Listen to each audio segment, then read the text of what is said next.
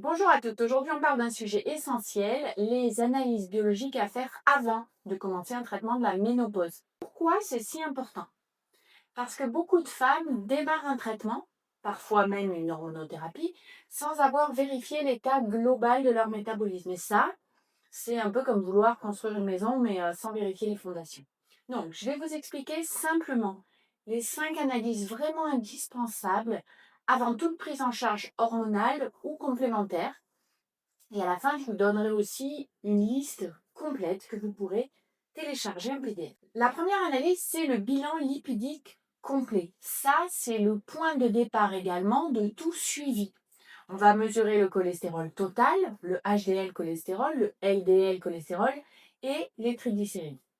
Pourquoi? Parce que la ménopause modifie entre autres la répartition des graisses et le bilan modifier le bilan lipidique avec une augmentation possible du risque cardiovasculaire.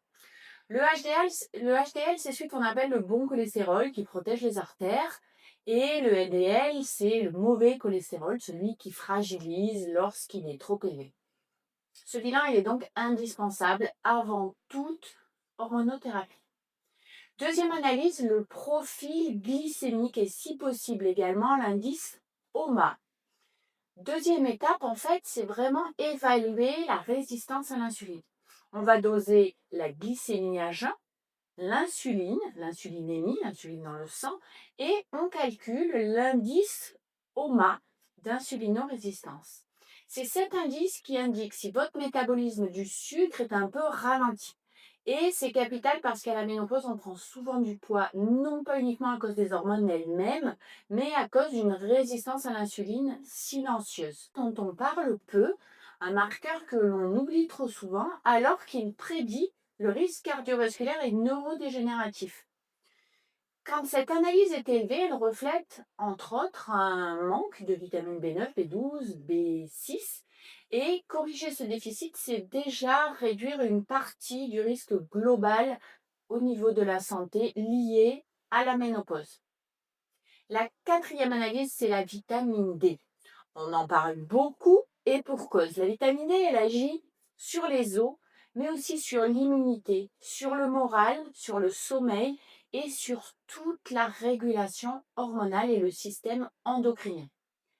À la ménopause, 9 femmes sur 10 sont carencées.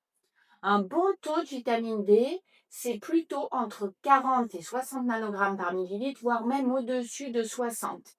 En dessous de 30, on parle de carence fonctionnelle. C'est plutôt des taux réservés, c'est des taux qui avaient été mis au point par la Société française de rhumato pour le rachitisme, notamment là, je vous parle de taux santé.